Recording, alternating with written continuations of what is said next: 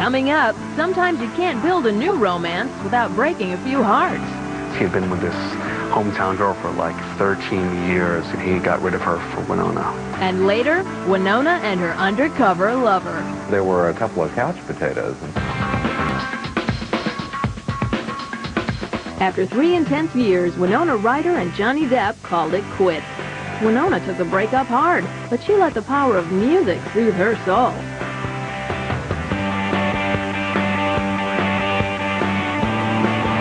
I think everyone was thrown for a loop when Winona went right from being with Johnny Depp to being with Dave Pirner. Dave Pirner is the Soul Asylum. He's a rock star, a classic grunge guy. He had kind of blonde dreads, flannel shirts, kind of lumbering and tall. But he's also one of those low-key rock stars. He was sort of part of the whole alternative rock revolution. Winona Ryder hooked up with David Pirner at a Soul Asylum Unplugged event in New York. And they ended up hitting it off. There was just this kind of instant connection. But Winona's grunge king already had a queen. He had a certain charisma, and he had a girlfriend also. Charisma and a girlfriend.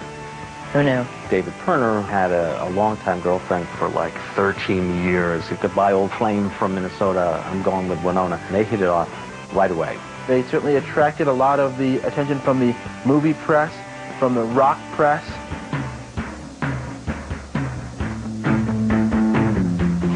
Already the veteran of one very public star romance, Winona tried to keep her new hookup on the down low. But that didn't stop the stories of Ryder and Pirner's affair from leaking. Dave Pirner is an ordinary kind of guy. They were able to sort of have low-key conversations about books that they loved, about music. Soon after she met Dave in the summer of 1993, Winona began work on the Gen X comedy Reality Bites.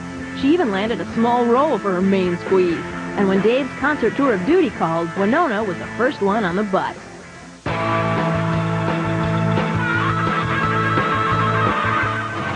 In the fall of 1993, Winona's film, The Age of Innocence, was released. The 22-year-old received critical acclaim. She makes this big transition in her career to becoming a more significant real actress. Winona also became the target of tabloid rumors that involved her Age of Innocence love interest, co-star Daniel Day-Lewis. Whether it did or didn't really got the press talking. They had this incredible on-screen chemistry. He was just everything that you could hope for in a leading man. Winona and David Pirner ignored the rumors. Besides, the bigger story came in January 1994. Winona won the Golden Globe for Best Supporting Actress for her work in The Age of Innocence.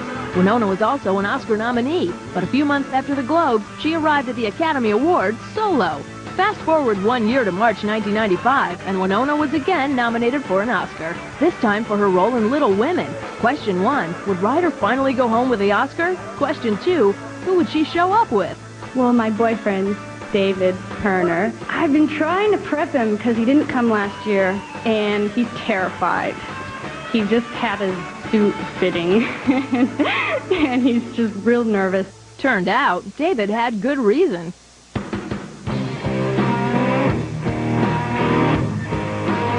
This grunge guy in a monkey suit, definitely not cool for your fans. Forget any kind of sort of alternative rock credibility. People start whispering things behind your back like, sell out. And that probably put a strain on the two of them.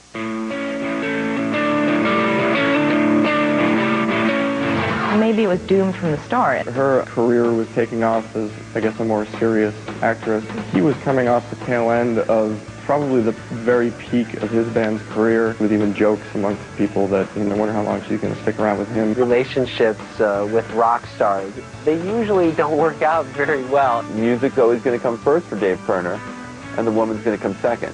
On a musical level, it's really distracting. Always staying focused on the music. And she was very, very busy during that time developing her career. And I think got to the point where they sort of had separate lives. He was moving up and away, and he was moving back to Minnesota. Winona and Dave spent the rest of '95 together, but by 1996, the music ended. Winona didn't take long to rebound.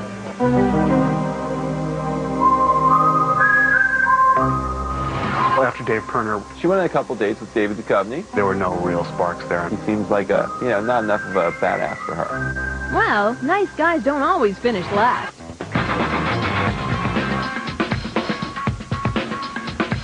After 3 rockin' years with Soul Asylum frontman David Pirner, Winona Ryder said goodbye grunge scene and hello Hollywood boy next door. By the fall of 2000, Winona Ryder was riding solo. Her latest movie, Autumn in New York, left critics cold, but her love life had been red hot. In the fall of 1989, Winona and Johnny Depp were the poster kids for young, hip Hollywood couples. But in the summer of 1993, one engagement and a Winona Forever tattoo later, the couple called it quits. Then in the summer of 1993, Winona hooked up with Soul Asylum singer Dave Pirner. 3 years later, Winona and the rocker were singing different tunes. In 1997, Winona fell for screen hunk Matt Damon. 3 years later, Winona and Damon also parted ways. No worries, Winona just decided to face the music.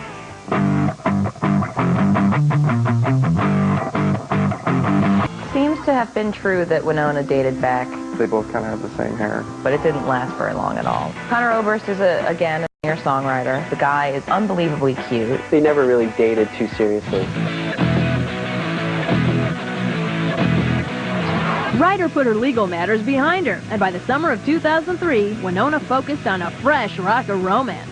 I talked to a really close friend of Winona's recently, and she said, look, there's been 3 true loves in her life.